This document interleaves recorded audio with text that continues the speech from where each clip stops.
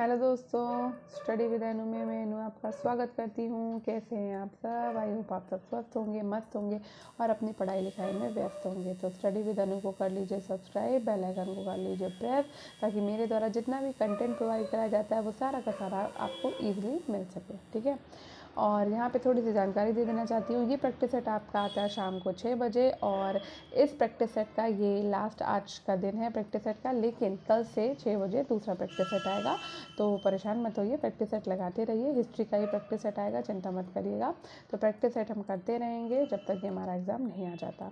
और अब मैं दोपहर को 12 बजे भी प्रैक्टिस सेट शुरू करने वाली हूँ। अब NCERT में फ़िनिश कर रही हूँ, क्योंकि अब NCERT पढ़ने का समय नहीं है, सिर्फ प्रैक्टिस सेट लगाने का समय है। इसके अलावा सुबह 8 बजे भी आपका पॉलिटी का प्रैक्टिस सेट आता है, उसको वो ख़त्म होने के बाद वहाँ पे भी दूसरा प्रैक्टिस सेट शुरू हो जाएगा। तो अब आपको दिन में 3 प्रैक्टिस सेट मिलेंगे। धड़ाधड़ लगाते रहिए और कोशिश करिए कि ज़्यादा से ज़्यादा हो सके। और अब मैं क्या करूँगी, 1 घंटे का आपका वीडियोज़ रहेंगे। तो जो प्रैक्टिस सेट एक वैसे मुझे लगता है थोड़ा समय लगेगा, तो उसमें एक प्रैक्टिस सेट रहेगा, नहीं तो मैं आपको आधे से घंटे का ऊपर यानी 1 घंटे का वीडियो देने वाली हूँ, ताकि उसमें आप ज़्यादा से ज़्यादा प्रश्नों को कर सकें। बाकी अगर आप चाहें तो आप कमेंट बॉक्स में मुझे बता सकते हैं कि आपको किस तरह से प्रैक्टिस सेट करना है, थोड़े समय के लिए करना है या आपको पूरा 1 घंटे का प्रैक्टिस सेट चाहिए। ठीक है, तो आप मुझे बता सकते हैं। बाकी मैं अपने हिसाब से तो क्लासेस डालना शुरू करूँगी ही। तो मेरा तो यही मानना है कि आप 1 घंटे का प्रैक्टिस सेट करो, और हो सकता है 2-2 प्रैक्टिस सेट में एक साथ मर्ज कर दूँ, या फिर आपको टॉपिक वाइज भी प्रैक्टिस सेट में करा सकती हूँ।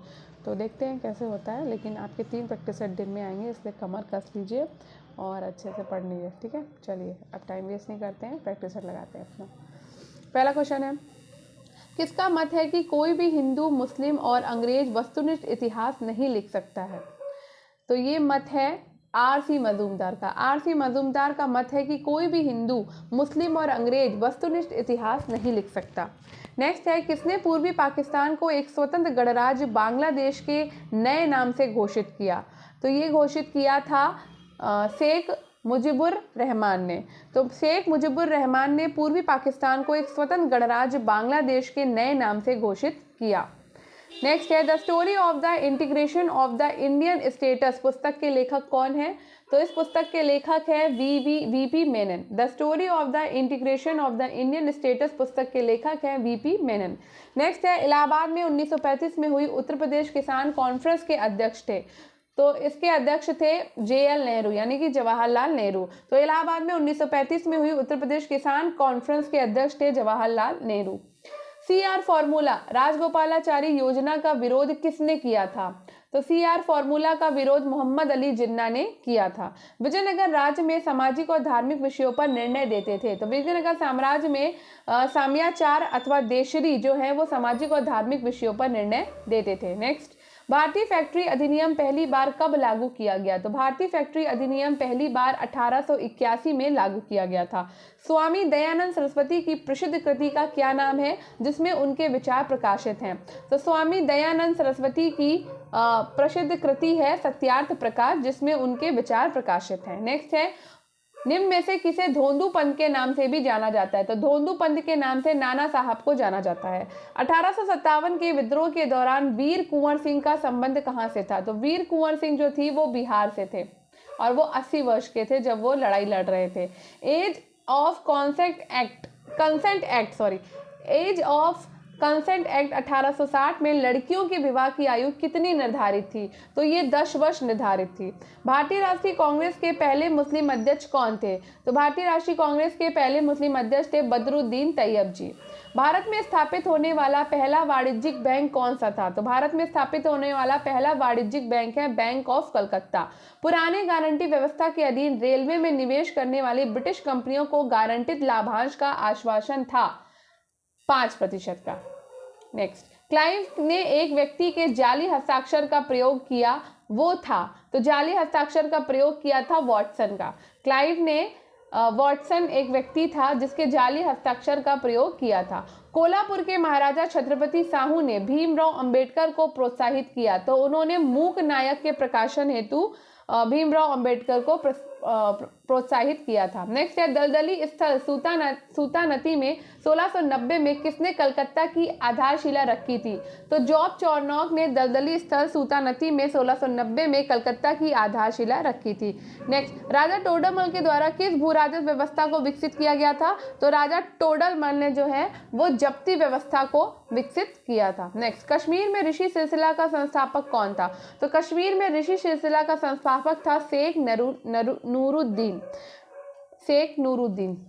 भारत में सूफी मत के बारे में निम्न में से कौन सी टिप्पणी सही नहीं है? तो सूफी मत के बारे में टिप्पणी कौन सी सही नहीं है? चिश्ती दक्षिण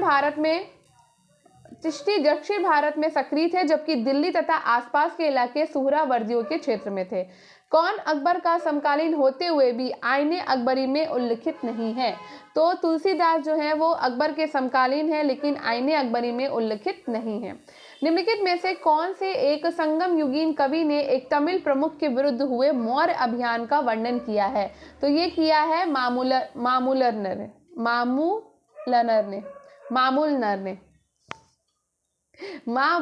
ने। दारा शिकोह को मुलाहिद किसने कहा था? तो दारा शिकोह को मुलाहिद कहा था औरंगजेब ने।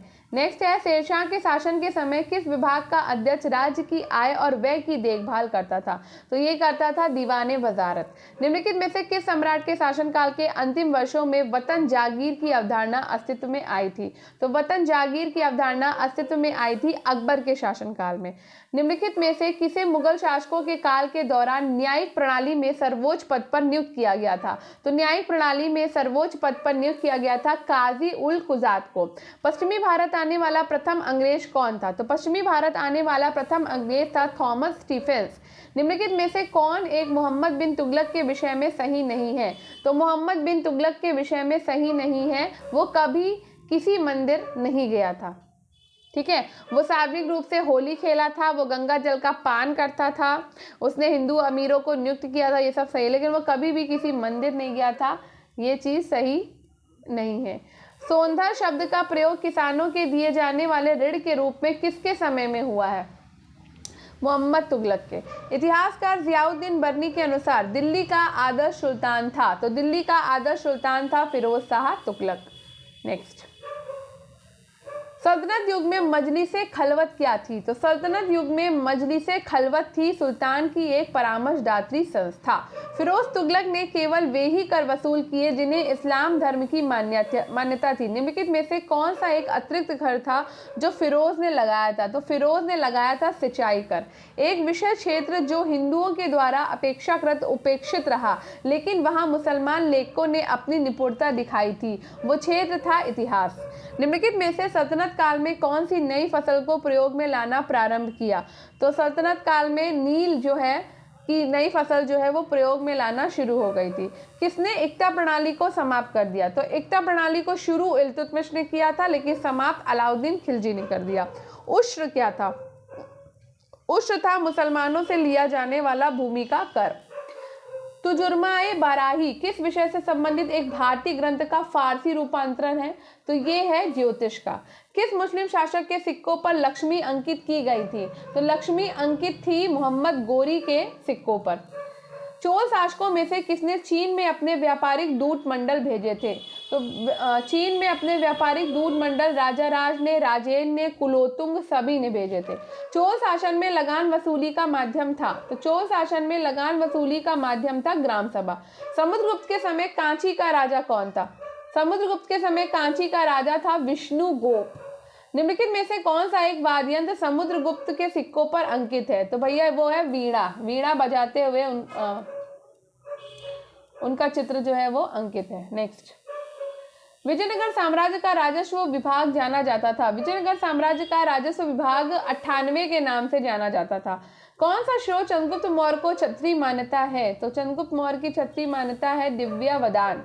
दिव्यावदान स्रोत जो है वो चंद्रगुप्त मौर्य को क्षत्रिय मानता है। किस निम्नलिखित में से किसके साथ धर्म यज्ञ शब्दावली संबंधित है? तो धर्म यज्ञ शब्दावली संबंधित है सारनाथ बौद्ध विहार में। नारायण के साथ विष्णु के तादात्म्य का प्राचीनतम उल्लेख प्राप्त होता है? तो ये प्राप्त होता है महाभारत से। राजतत्व की दैवीय उत्पत्ति का सिद्धांत प्रथम बार पाया जाता है। तो राजत्व की दैवीय उत्पत्ति का सिद्धांत प्रथम बार पाया जाता है उत्तर वैदिक साहित्य में। प्रथम सूची से दूसरी सूची को मिलाना है हमें। एक सेकेंड, 48, ठीक है। तो वेदांत सूत्र है आपका वादरायण का, वैशेषिक सूत्र है कणाद का, योग सूत्र है पतंजलि का और पूर्व मीमांसा है जैमिनी की। प्राचीन भारत में लंबाई नापने की इकाई क्या कहलाती थी? तो प्राचीन भारत में लंबाई नापने की इकाई यव कहलाती थी। ठीक है। सिंधु घाटी की लिपि की सूचना प्राप्त होती है। तो सिंधु घाटी की लिपि की सूचना मोहरों से मिलती है। निम्नलिखित में से कौन सा उत्तर प्रदेश का स्थल सिंधु सभ्यता का केंद्र नहीं है? तो सिंधु सभ्यता का केंद्र नहीं है कोल्डिवा। घसीटी बेगम, शौकत जंग, राज वल्लभ और यार लतीफ खां जानी दुश्मन थे किसके? तो ये भैया सिराजुद्दौला के जानी दुश्मन थे। हड़प्पा की ईंट के माप का अनुपात था। तो हड़प्पा की ईंट की जो माप थी वो थी 1:2:4। ठीक है, 1, 2 और 4 के अनुपात में थी। इनमें से किन्हें भारत के प्रागैतिहास के अध्ययन को प्रारंभ करने का श्रेय दिया जाता है? रॉबर्ट ब्रूसफुट को भारत के प्रागैतिहास के अध्ययन को आरंभ करने का श्रेय दिया जाता है।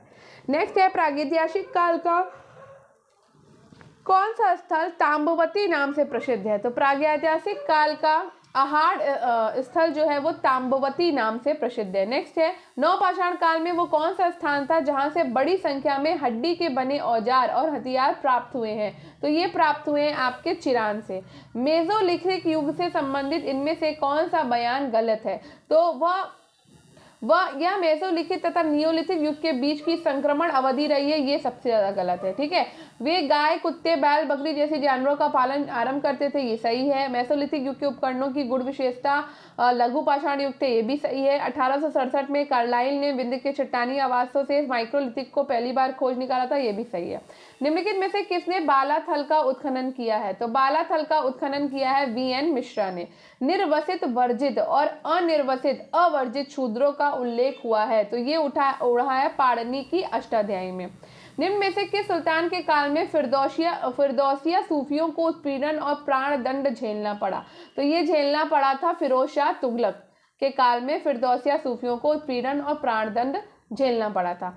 वो कौन सा हिंदू चित्रकार था जो जहांगीर द्वारा ईरान के शाह अब्बास प्रथम का छाया चित्र बनाने के लिए भेजा गया था? तो वो था बिशन दास। बिशन दास को जहांगीर ने ईरान के शाह अब्बास प्रथम का छाया चित्र बनाने के लिए भेजा था। 1556 में दिल्ली को खोने वाला हिंदू शासक कौन था? तो वो था हेमू। हेमू ने 1556 में दिल्ली को खो दिया था। ब्रिटिश काल के दौरान भारत का शीर्ष न्यायालय निम्नलिखित में से कौन था? तो ब्रिटिश शासन के दौरान भारत का शीर्ष न्यायालय था प्रिवी काउंसिल। ठीक है, और इसी के साथ ही हमारा ये वाला प्रैक्टिस सेट हो जाता है समाप्त और ये बुक भी हमारी फिनिश हो जाती है। ठीक है, तो यहाँ पे इसके इस तरह से वो था। तो ये बुक पूरी हमने कंप्लीट कर ली है, अपना पूरा प्रैक्टिस सेट, है ना। आपको अच्छा लगा होगा। और अब हम कल से हमने पूरे 17 के 17 प्रैक्टिस सेट कंप्लीट कर लिए हैं, जिसमें आप देख सकते हो हमने सारे पेपर लगाए हैं और 5 प्रैक्टिस सेट एक्स्ट्रा से किए हैं।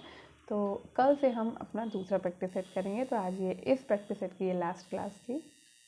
ठीक, कल से इसी टाइम पर आपका दूसरा प्रैक्टिस सेट आएगा, तो टेंशन मत लीजिए। जब तक एग्ज़ाम नहीं हो जाता SST का, तब तक हम प्रैक्टिस सेट करते रहेंगे और GIC के एग्ज़ाम तक करते रहेंगे। अभी GIC का एग्ज़ाम की डेट नहीं आई है, तो जब तक डेट नहीं आ जाती है LD ग्रेड के लिए पढ़ते रहिए, फिर TDT के लिए पढ़िए, GIC के लिए पढ़िए, चलते रहिए, बस पढ़ते रहिए और कभी ना कभी तो सफलता ज़रूर मिलेगी।